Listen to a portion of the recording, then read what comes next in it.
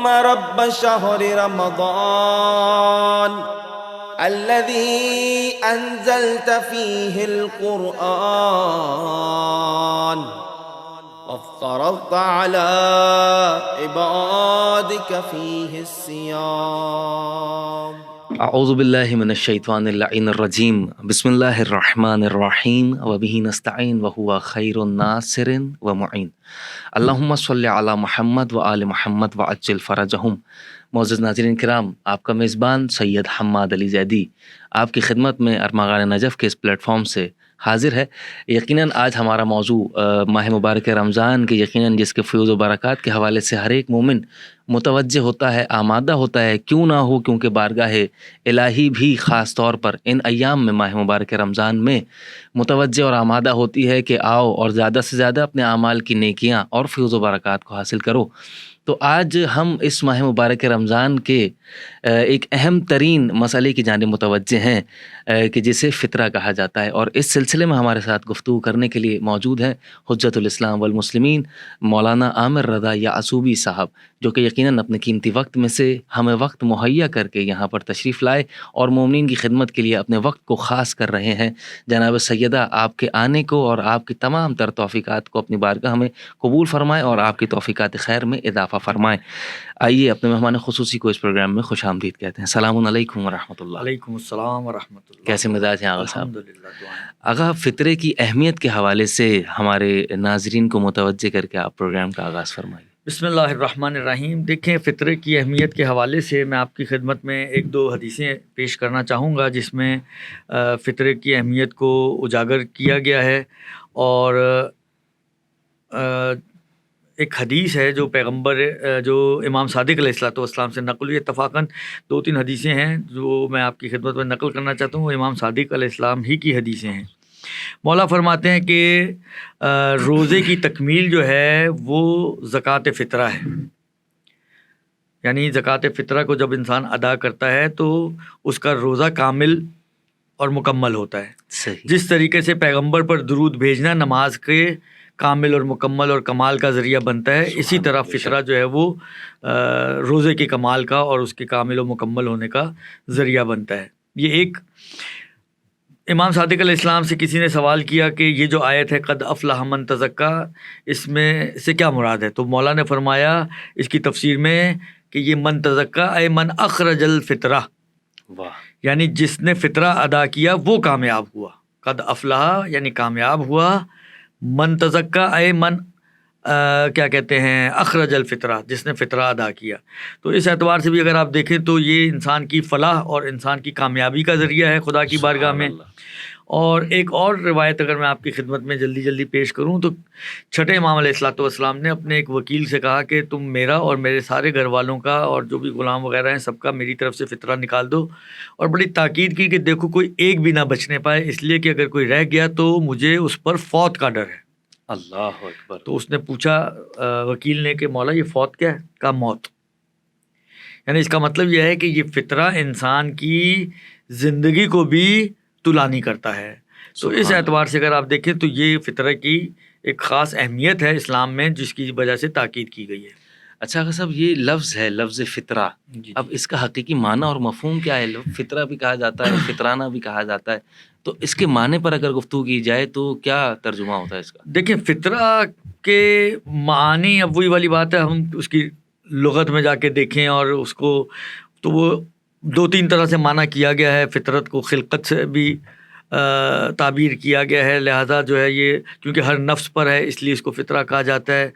اور زکوٰۃ فطرہ، زکوٰۃ کے معنی ہیں نشو نما ہونے کے، نمو کرنے کے، اس اعتبار سے بھی کہ اب انسان کے مال کو نمو دیتا ہے، انسان کی جان کو جیسا بھی آیا نمو دیتا ہے. تو مختلف تعبیرات کے اعتبار سے مختلف انداز سے اس کو تعبیر کیا گیا. لیکن اگر ہم اوورال دیکھیں فقہی اعتبار سے، شریعت کے اعتبار سے، تو فطرہ نام ہے، یہ بھی اصل میں ایک زکوٰۃ کی قسم ہے. ایک زکوٰۃ مال کہلاتی ہے، ایک زکوٰۃ ابدان کہلاتی ہے.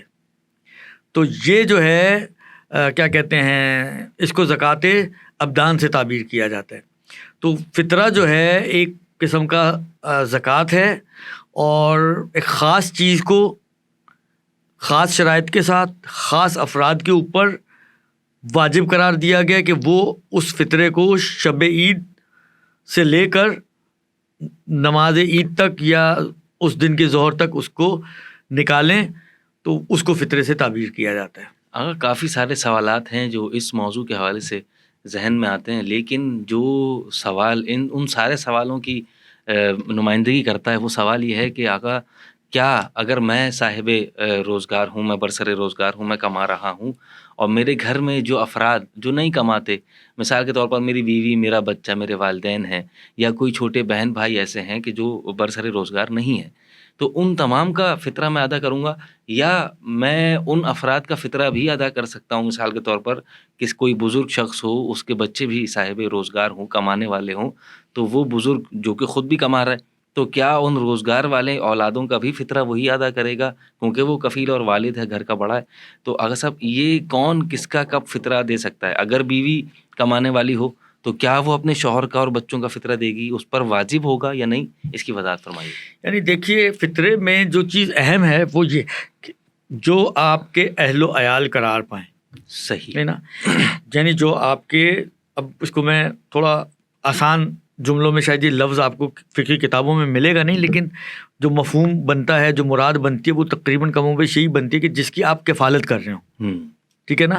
اب کفالت ایک مرتبہ یہ ہوتی ہے کہ لانگ ٹرم کفالت ہے، جس طرح اپنے بچوں کی کرتا ہے انسان، اپنے بیوی کی کرتا ہے، ماں باپ ساتھ رہ رہے ہیں، یا بہن بھائی، چھوٹے بہن بھائی، جس طرح آپ نے مثال بنائی، تو ان کی آپ جب تک وہ ہیں یا ان کی شادیاں نہیں ہوتی ہیں، جب تک وہ اپنے پیروں پہ نہیں کھڑے ہوتے، اس وقت تک ان کا کفیل یہی ہے، اور یہ اس کے گھر والے ہی شمار ہوتے ہیں. ٹھیک ہے نا. تو جو شخص کفیل ہے، اصل میں فطرہ اس پر واجب ہے کہ وہ اپنا اور اپنے اہل و عیال کا فطرہ دے، البتہ اس شرط کے ساتھ کہ یہ خود کفیل جو ہے یہ غنی آدمی ہو، فقیر نہ ہو. صحیح. ایک مرتبہ میں کما رہا ہوں، بچے وابستہ ہیں، مجھے سے ہی وابستہ ہیں، ان پہ خرچہ میں ہی کر رہا ہوں، ان کی کفالت میں ہی کر رہا ہوں، لیکن میری خود پوری نہیں پڑ رہی ہے، تو میرے اوپر نہ اپنا فطرہ واجب ہوگا نہ ان کا فطرہ واجب ہوگا. فطرہ صرف اسی صورت میں واجب ہوتا ہے کہ جب میں جو دینے والا ہوں غنی ہوں. غنی ہونے سے مراد یہ ہے کہ میرے پاس سال بھر کا خرچہ ہو، یا سال بھر کا خرچہ ہو، یا سال بھر کا خرچہ حاصل کرنے کی کوئی ہنر اور صلاحیت ہو. مثلا میں جاب کرتا ہوں، میں مثلا کوئی مکینیکل کام کرتا ہوں، کوئی ٹیکنیکل فیلڈ کا آدمی ہوں، کہ میرے پاس ہنر ہے، میں اپنے سال بھر کا خرچہ نکال سکتا ہوں. اگرچہ ابھی آپ مجھ سے پوچھیں، میرے اکاؤنٹ کو دیکھیں تو اس میں سال بھر کے خرچے کے پیسے نہیں پڑے ہوئے، لیکن ہنر ہے اور اس ہنر کے بلبوتے پہ میں نکال سکتا ہوں، تو یہ کہلائے گا غنی آدمی. تو اس پر اس کا اپنا اور اس کے گھر والوں کا فطرہ واجب ہو جائے گا. اب جو اس سے پھر کٹتا جائے گا، مطلب فرض کریں بچہ بڑا ہو گیا، برسر روزگار ہو گیا، شادی ہو گئی، دوسرے گھر میں شفٹ ہو گیا مثلا، اب وہ مستقل ہو گیا، اب وہ کفیل ہے اپنی فیملی کا. صحیح. یہ باپ اس کا کفیل نہیں رہا، تو اس بچے کا اس کے اوپر سے اتر جائے گا. صحیح. اس کو خود دینا پڑے گا اپنا اور اپنے تحت تکفل افراد کا. یا مثلا فرض کریں بعض اوقات یہ بھی ہوتا ہے جو ہمارے گھروں میں کہ باپ کما رہا ہے اور اچھا کما رہا ہے، سب کے خرچے پورے کر رہا ہے، بچے لوگ بھی جابس کرتے ہیں، جس کو کہیں ہلکی پھلکی جابس کر رہے ہیں، وہ اپنا جیب خرچ خود ہی چلا رہے ہیں، لیکن وابستہ اسی باپ سے ہیں. تو اگرچہ وہ خود کما رہے ہیں لیکن ان کا فطرہ باپ پر واجب ہوگا. یعنی جب انسان کسی کی کفالت سے نکلے گا تو اس کا فطرہ اس سے اترے کے اس کی اپنی گردن پہ جائے گا. جب تک وہ اس کی کفالت میں ہے، اس کے اہل و عیال کا حصہ شمار ہو رہا ہے عرف میں، اس وقت تک اس کا فطرہ اسی شخص پر آئے گا اگر یہ خود غنی اور اتنا یا تو بالفعل پیسہ رکھتا ہو، یا وہ جو ہنر میں نے عرض کیا اس کے پاس ایسا ہنر ہو جس سے وہ حاصل کر سکتا ہو. صحیح آغا صاحب، ٹھیک، بہتر ہو گیا. اچھا آغا، یقیناً ہر انسان یہ پروگرام دیکھے گا، ہر طرح کا آدمی دیکھے گا، جو جانتا ہے جو نہیں جانتا، سب اس پروگرام کو دیکھیں گے اور یقیناً استفادہ حاصل کریں گے. نماز، روزہ، حج، زکوٰۃ، خمس، ان واجبات میں تو فطرہ نہیں ہے، تو یہ فطرہ واجب ہے. اچھا، پھر رمضان آ جاتا ہے تو ہر مسجد کے باہر ڈبہ رکھ دیا جاتا ہے اور جو ہے وہ فطرہ جمع کرائیے، فطرہ جمع کرائیے. عید کی نمازوں میں ٹیبلیں لائن سے لگی ہوئی ہیں اور سب فطرہ جمع کرا رہے ہیں. تو یہ ایسا کہا جا سکتا ہے کہ یہ مسجدیں جو ہیں وہ اپنا مال بڑھانے کے لیے یہ طریقہ انہوں نے استعمال کیا ہے، یا کیا طریقہ ہے؟ سوال ذہن میں آتا ہے. اور یقیناً یہ نماز روزے میں کس کا ذکر کیوں نہیں؟ نماز، روزہ، حج، زکوٰۃ، خمس، یہاں پر آگے بھی تو پڑھے نا. جی جی آگا یہ جو مشہور ہے معاشرے میں رک کیوں گیا؟ نہیں آگا معاشرے میں جو مشہور ہے نا ایک معاشرتی حوالے سے، تو آگا صاحب یہ اس کی اہمیت واجب ہونے کی حیثیت سے کس طرح سے سمجھ سکتے ہیں؟ دیکھیں ویسے تو جو میں نے ابھی عرض کیا کہ آگے بھی پڑھیں، جب ہم فروع دین کا تذکرہ کرتے ہیں وہ 5 ہی کہہ کے رک جاتے ہیں. نہیں، وہ اصول دین 5 ہے نا، فروع دین ہمارے 10 ہیں. جی ہم کہتے ہیں فروع دین 10، ٹھیک ہے. اول نماز، دوسرے روزہ، تیسرے حج، چوتھے زکوٰۃ، پانچویں خمس، چھٹے جہاد، ساتویں امر بالمعروف، آٹھویں نہی عن المنکر، نویں تولا اور 10ویں تبرہ. تو اس کے اندر زکوٰۃ شامل ہے. یہ ایک انتہائی معروف روایت ہے کہ بنی الاسلام علی الخمس، اسلام کی بنیاد 5 چیزوں پہ رکھی گئی ہے: الصلاۃ والصوم والحج والزکوٰۃ والولایہ. اس میں بھی زکوٰۃ موجود ہے. اب اگر ہم زکوٰۃ کو تذکرہ نہیں کرتے ہیں بقول آپ کے معاشرے میں تو یہ ہم زیادتی کریں. قرآن آپ اٹھا کے دیکھیں، لوگ ایک بڑا اعتراض تو یہی کرتے ہیں کہ جی مولانا حضرات خمس پہ اتنی تاکید کرتے ہیں جبکہ خمس کی 1 آیت موجود ہے اور زکوٰۃ کی 70 آیتیں موجود ہیں، اس کی تو تاکید ہی نہیں کرتے. صحیح ہے. تو زکوٰۃ تو بہت کثرت سے، خیر اس کے اپنے جوابات ہیں، میں ابھی اس میں نہیں جاؤں گا، لیکن یہ ہے کہ اس میں زکوٰۃ کی کئی روایات اور آیات ہمارے پاس موجود ہیں جو زکوٰۃ کو واجب قرار دیتی ہیں. تو زکوٰۃ بہرحال واجب ہے، بلکہ خمس تو زکوٰۃ کا سمجھیں سبسٹیٹیوٹ ہے. کیونکہ زکوٰۃ کے بارے میں ہمارے پاس بعض روایتوں میں ہے کہ یہ مال کی میل ہے، اور پروردگار عالم نے سادات کو اس نسبت کی وجہ سے جو ان سادات کو رسول اکرم صلی اللہ علیہ وآلہ وسلم کے ساتھ موجود ہے، ان کو اس مال کی میل سے بے نیاز کر کے ان کے لیے جس کو کہیں ایک الگ دروازہ کھولا ہے. اللہ اکبر، سبحان اللہ. سہم سادات کا، خمس کا. تو خمس تو سمجھے اس زکوٰۃ کا آلٹرنیٹیو ہے سادات کے لیے، وہ اللہ اصل تو زکوٰۃ ہی ہے. شاید یہی وجہ ہو کہ وہ جو روایت میں نے آپ کی خدمت میں عرض کی اس میں خمس کا تذکرہ نہیں ہے. بون الاسلام علی الخمس میں نماز ہے، روزہ ہے، حج ہے اور زکوٰۃ ہے اور ولایت ہے، کیونکہ زکوٰۃ اس کا ہی آلٹرنیٹیو ہے سادات کے لیے. خمس تو سمجھیں وہ اسی کے اندر ایک طرح سے آ جاتا ہے. تو بہرحال زکوٰۃ کی ایک اپنی اہمیت ہے، اور پھر اسی کا یہ شعبہ ہے زکوٰۃ فطرہ. جی. اب یہ جو آپ نے فرمایا کہ مسجدوں کے بعد، دیکھیں مسئلہ یہ ہوتا ہے کہ میں آپ کی خدمت میں عرض کروں کہ ہماری شریعت اور فقہ اور دین کے حساب سے یہ زکوٰۃ جو ہے وہ فقیر کا حق ہے، مستحقین کا حق ہے. جو شرعی طور پر فقیر ہو، یعنی شریعت کی نگاہ میں فقیر. دیکھیں فقیر کی 2 اصطلاحیں ہیں. ایک فقیر ہوا ہے جس کو ہم اور آپ فقیر مانگتے ہیں، جو سگنل پہ آپ کھڑے ہوئے 4 آگے مانگنے والے آپ کہتے ہیں یار یہ فقیر آدمی ہیں. آپ کے گھروں میں بعض اوقات آ جاتے ہیں، رمضان آتا ہے تو گلیوں میں آوازیں لگا رہے ہوتے ہیں، مسجدوں کے باہر بیٹھے ہوتے ہیں. ایک تو یہ فقیر ہیں. شاید یہ فقیر اگر آپ شریعت کی نگاہ سے دیکھیں تو جو ان کا بینک بیلنس ہوتا ہے یہ تو فقیر بنے ہی نہیں. بالکل ایسا. جس طرح وہ آپ نے بھی پروگرامز وغیرہ دیکھے ہوں گے کہ پورا مافیا اور اس میں کتنی ان کی کمائی ہے، بسیں بھر بھر کے آتی ہیں، بسیں بھر. تو یہ تو شاید فقیر بنے بھی نہیں. شریعت کی نگاہ میں فقیر اس شخص کو کہتے ہیں کہ جس کی انکم کم ہو اور اس کے جائز اخراجات اس کی انکم سے زیادہ ہو. مثلا میں ہوں، فرض کریں میں کام کرتا ہوں، کماتا ہوں، میری تنخواہ 25,000 ہے، میرے خرچے 30,000 کے ہیں، تو 5,000 میرے کم پڑتے ہیں، میں فقیر ہو گیا. اسی طرح اگر میرے 5 کی بجائے 15,000 کم پڑ جائیں تو میں مسکین بھی بن جاؤں گا. فقیر اور مسکین تقریباً کم و بیش ایک ہی معنی ہے، لیکن مسکین فقیر سے زیادہ بدحال ہوتا ہے غربت کے اعتبار سے. تو فقیر اصل میں یہ زکوٰۃ فطرہ جو ہے فقیر کا حق ہے، یہ ان کو دینا ہوتا ہے. اب یہ جو ٹیبلیں ویبلیں لگائے جاتے ہیں، سمجھیں یہ ایک آپ کے لیے ایک سہولت فراہم کرنے کی کوشش ہوتی ہے کہ آپ سے لیں اور فقراء تک پہنچا دیں. اب دیکھیں ضمن میں ایک مسئلہ اور بھی عرض کر دوں کہ اگر تو آپ کو یہ اطمینان ہے، یقین ہے کہ میں اگر اس ٹیبل والوں کو پیسہ دوں گا تو یہ واقعاً میرے پیسے کو فقیر تک پہنچائیں گے، تب تو آپ اس کو دے سکتے ہیں. لیکن اگر آپ کو پتہ نہیں پہنچائیں، ڈاؤٹس ہیں، یا جیسے آپ نے فرمایا وہی تھیم ہو، جی، تو پھر تو ان کو دیا بھی نہیں جا سکتا. یعنی اگر آپ دیں گے بھی تو وہ آپ کی ذمہ داری پوری نہیں ہوگی. یعنی اگر صاحب میں اگر اپنا فطرہ دے رہا ہوں تو میں کسی ایسے شخص کو تلاش کروں کہ جو یقیناً فقیر ہو شریعت کی اصطلاح میں. صحیح. اچھا اگر صاحب اس سے اگلی طرف چلتے ہیں، اگلی بات کی طرف چلتے ہیں. کون وہ فقیر، تو آپ نے واضح کر دیا کہ کون فقیر ہے کہ جو حقدار ہے. اب میں سید ہوں تو میں اپنا فطرہ سید کو دے سکتا ہوں. میں اگر غیر سید ہوں تو میں اپنا فطرہ سید کو دے سکتا ہوں یا نہیں؟ اس بات کو بھی واضح کیجیے. دیکھیں 2 سائڈ ہے نا، ایک لینے والی ایک دینے والی. دینے والے کی طرف اگر سید ہے تو سید کو بھی دے سکتا ہے، سید غیر سید کو بھی دے سکتا ہے. دینے والی سائڈ پر اگر غیر سید ہے تو غیر سید کو تو دے سکتا ہے، لیکن غیر سید کو فطرہ نہیں دے سکتا. صحیح. غیر سید کو فطرہ نہیں دے سکتا. سید کو سید ہی دے سکتا ہے، غیر سید نہیں دے سکتا. یعنی غیر سید اگر فطرہ ادا کر رہا ہے تو اس کا جو ہے وہ سید حقدار نہیں بنے گا، اور لے کے اگر وہ کھا بھی لے تو اس کے لیے حرام شمار ہوگا. ہاں اس کے لیے لینا بھی حرام ہے، اس کے لیے دینا حرام، اس کے لیے لینا حرام. ٹھیک ہے. اگر صاحب آخری اس موضوع کے حوالے سے سوال ہمارے پاس موجود ہے.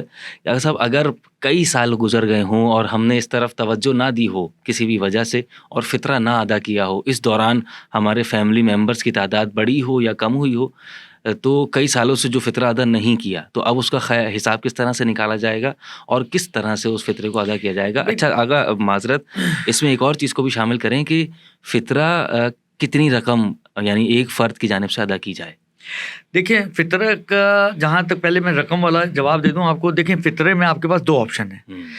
یا تو کوئی بھی گندم جو اناج جو بھی ہوتا ہے، گندم جو اس ٹائپ کی جو چیزیں جو عام طور پر آپ کے شہر کی رائج غذا ہو، شہر کی، آپ کی اپنی نہیں. دیکھیں ایک ہی ہوتا ہے کہ شہر میں آٹا زیادہ کھاتے ہیں لیکن مجھے چاولوں کا شوق ہے، میں چاول زیادہ کھاتا ہوں، تو میں کیا کھا رہا ہوں اس نہیں. شہر کی جو غالب غذا ہے اناج میں سے، اس کو آپ کو 3 کلو پر ہیڈ کے حساب سے یا وہ دیں یا اس کی قیمت دیں. صحیح. ٹھیک ہے نا. اب فرض کریں میں ہمارے شہر کی ممکن ہے، اچھا یہ بھی ہو سکتا ہے کہ ایک سے زیادہ غذائیں غالب ہوں. جیسے ہمارے اگر شہروں کو دیکھیں آپ تو چاول اور آٹا دونوں ہی غالب غذائیں تقریباً، تو آپ چاول بھی دے سکتے ہیں، آپ آٹا بھی دے سکتے ہیں. یہ آپشن آپ کے پاس ہے. کنجوسی کرنی ہے آٹا دے دیں، فراخ دلی دکھانی ہے تو چاول دے دیں. آٹے میں بھی پھر کوالٹیز ہیں الگ الگ قسم کی. آٹا تو تقریباً آگے پیچھے وہ فرق نہیں پڑتا، بس آٹا آپ کوئی بھی دے دیں مسئلہ نہیں ہے. صحیح. ٹھیک ہے نا. بس آٹا ہونا چاہیے اور ملاوٹی آٹا نہ ہو. اسی طرح چاول میں ٹوٹا چاول بھی ہے، دوسرے چاول بھی ہیں. البتہ کچھ شرائط شاید ہوتی ہیں اس کی کہ ناقص نہ ہو یا خراب چیز نہ ہو، لیکن اگر سالم چیز ہے تو وہ پھر آپ چاہے 200 روپے والے دے دیں، چاہے 300 روپے والے دے دیں، چاہے 500 روپے والے دے دیں، وہ پھر آپ کی مرضی ہے. ٹھیک ہے نا. تو یہ تو ہو گیا کیا چیز دی جا سکتی ہے. یا آپ غالب غذا جو بھی ہے وہ دیں پر ہیڈ 3 kg، یا اس کی قیمت آپ ادا کر دیں پر ہیڈ کے حساب سے. ٹھیک ہے نا. یہ تو ایک چیز ہو گئی.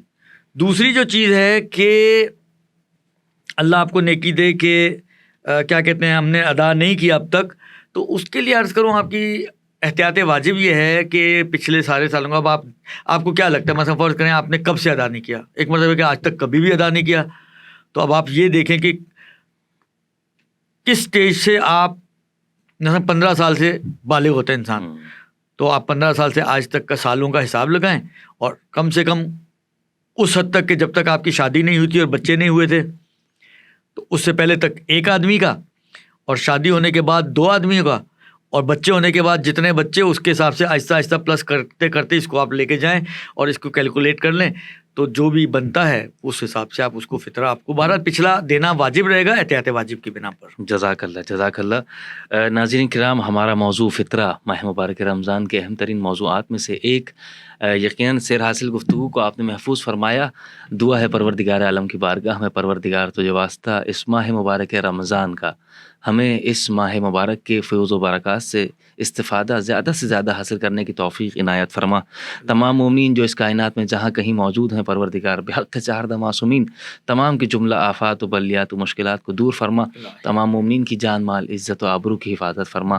تمام مومنین کی توفیقات خیر میں اضافہ فرما، اور ہماری سب سے بڑی دعا ہمارے وقت کے امام کے ظہور میں تعجیل فرما، ہمیں ان کے آوان و انصار میں شامل فرما. انہی دعاؤں کے ساتھ اجازت دیجیے اپنے میزبان سید حماد علی زیدی کو. والسلام علیکم ورحمۃ اللہ وبرکاتہ.